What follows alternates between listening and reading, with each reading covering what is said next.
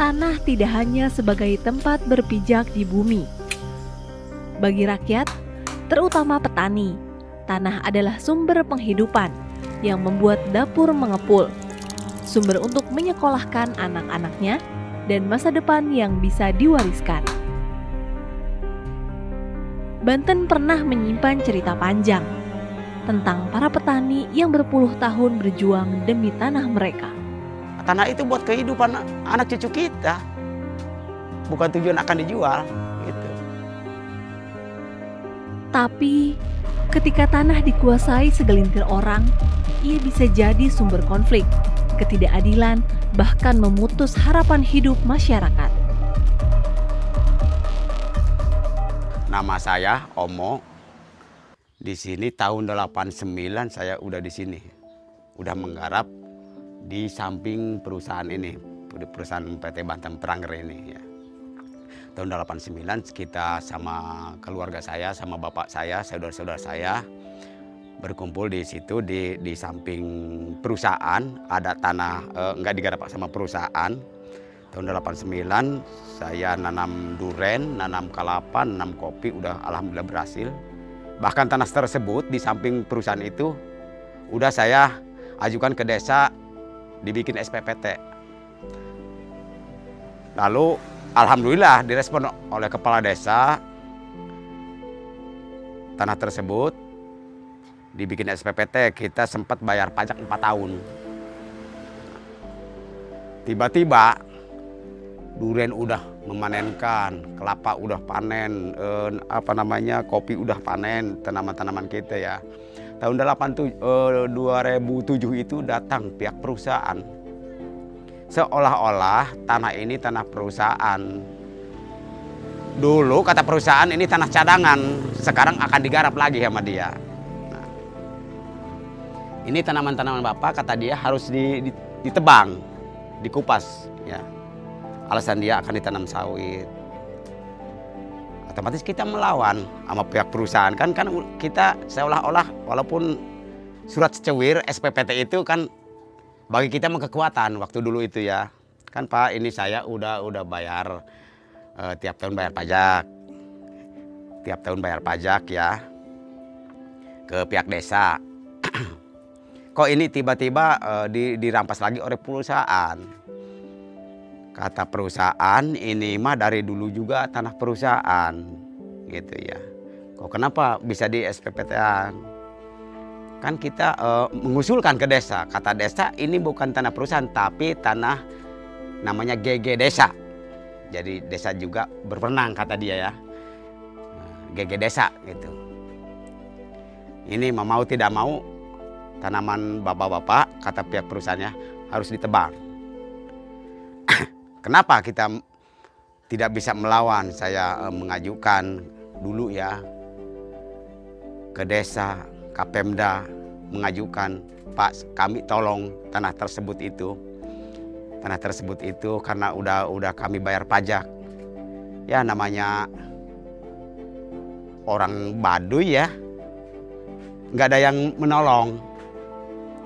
Nah akhir kemudian kata pihak perusahaan, udah ini mah harus nyingkir dari sini, dari lokasi ini. Jadi kita mengajukan kemana-mana, pokoknya tidak punya kemenangan lah, kalah, pokoknya kalah.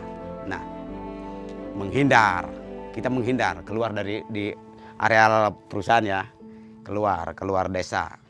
Ketika tanah diambil tanpa adil, harapan ikut dirampas.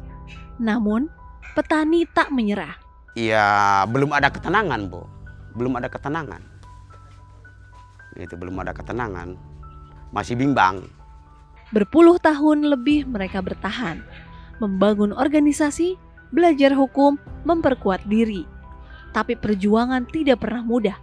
Ada tekanan, ada air mata, ada ketidakpastian. Pokoknya saya mau nanam apa saja itu jangan, kata dia. Selain tanaman jangka pendek, tanaman kencur, jahe, selain itu jangan. Terus kita maksa kita uji coba melawan perusahaan. Saya menggerakkan ke anggota saya, coba kita dicoba nanam kayu keras, nanam kalabise, jabon ya, nanam mahoni, uji coba untuk melawan perusahaan. Pihak perusahaan itu sempat ya, pihak perusahaan sempat memanggil saya. Jadi kamu penggerak menanam kayu keras di lahan perusahaan, kata dia. Emang iya Pak? Emang kenapa? Ini harus dikupas lagi. Saya melawan. Saya yang nanam, ya. Kenapa saya yang ngupas? Kalau mau Bapak yang ngupas. Kata saya, pihak perusahaan, ya. Bapak yang menebang. Kan saya yang nanam. Masa iya tanaman saya ditebang sama saya? Kalau mau udah. Kan dia tidak berani. Tahun 2012 itu. 2012. Karena tanah bukan hanya soal kepemilikan tapi kehidupan. Dan dengan reforma agraria, kehidupan itu kembali ke tangan rakyat. Atau peran saya mah ke pihak BPN itu syukur alhamdulillah. Karena kalau nggak sampai, walaupun petak-petak kita udah real, kalau nggak BPN turun ke lapangan, kayaknya sampai sekarang juga nggak bakalan keluar sertifikat ya. Udah ke lapangan, otomatis kata orang nggak bakalan lama lagi turun sertifikat. Kan pikiran saya juga udah berkembang dengan hati juga. Ya iyalah. Kata orang juga kalau udah turun BPN mah pasti berhasil. Pikiran saya gitu. Makanya ke pihak BPN juga saya bersyukur, terima kasih. Karena yang berwenang mengeluarkan sertifikat itu kan BPN gitu. Atas dukungan BPN ya, atas perhatiannya kepada petani anggota P2B yang ada di wilayah Gunung Anten di Kabupaten Lebak. Ya. Banyak terima kasih dari BPN Kabupaten, BPN Provinsi, dan BPN Pusat. Bahkan saya mah waktu terbit sertifikat banyak rintangan, nggak bakalan dapat, nggak bakalan berhasil P2B tersebut. Pasti yang berhasil itu pihak desa, nggak mungkin pihak P2B dapat. Nah, tiba-tiba syukur alhamdulillah 2023 itu bulan Oktober tanggal 27 terbit surat sertifikat. Bahkan waktu itu saya mau betul-betul nangis ya, nangisnya kegagas ya. Jadi saya itu kata orang nggak mungkin, kok bisa mungkin gitu ya, bisa mungkin. Nah, di situ tuh ada pengakuan dari pihak pemerintah. Nah, jadi dari 2023 itu kita nggak bimbang, nggak ragu untuk mengelola lahan ya. Tanah udah jadi milik kita, tinggal kemauan kita mengelola lahan. Dan kalau punya modal kita, kalau mau membangun rumah nggak ada halangan rintangan ya. Tergantung kita punya modal gitu. Jadi bersyukur alhamdulillah. Sesudah redis, alhamdulillah organisasi mendirikan aras, mendirikan masjid, musola. Kita berjalan mendirikan tempat pembibitan demplot. Ya.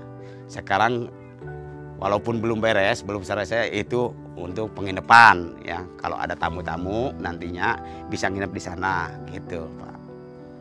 Reforma agraria hadir, bukan sekadar membagi tanah, tapi mengembalikan hak, mengembalikan martabat, mengembalikan sumber penghidupan. Kalau nggak ada sertifikatnya, kayaknya kayak dulu lagi. Kayak waktu itu pengusiran di tahun 2007 itu di situ. Walaupun udah di SPPT sama kepala desa, gitu nggak ada sertifikatnya nggak bisa apa-apa kita kan. Gitu. Sekarang mah kalau ada sertifikat mah kayak kemarin menggugat pihak perusahaan, kita lawan kan kalah pihak perusahaan ke pengadilan, 7 kali ke pengadilan kemarin kan, sesudahnya ada sertifikat kan dilawan sama kita, kalah gitu. Kan ada tiba-tiba ada geng masuk ke lahan kita. Ke sesama petani kita mari tanah tersebut walaupun kecil kita kelola supaya kita bermanfaat untuk anak cucu kita, supaya ada peningkatan ekonomi kita ya dari sekarang ke depan. Mari kita kelola bersama-sama lahan tersebut, dimanfaatkan. Pokoknya dari seluruh anggota P2B yang ada di Gunung Anten, mari kita bersama-sama mengelola lahan dimanfaatkan sebaik mungkin, sebetul-betulnya, biar kita ada peningkatan. Gitu. Hidup reforma agraria! Perjuangan petani Banten adalah wajah nyata reforma agraria, bahwa ketika tanah kembali ke rakyat, mereka bukan hanya bertahan, tapi juga bangkit untuk hidup yang lebih adil dan bermartabat.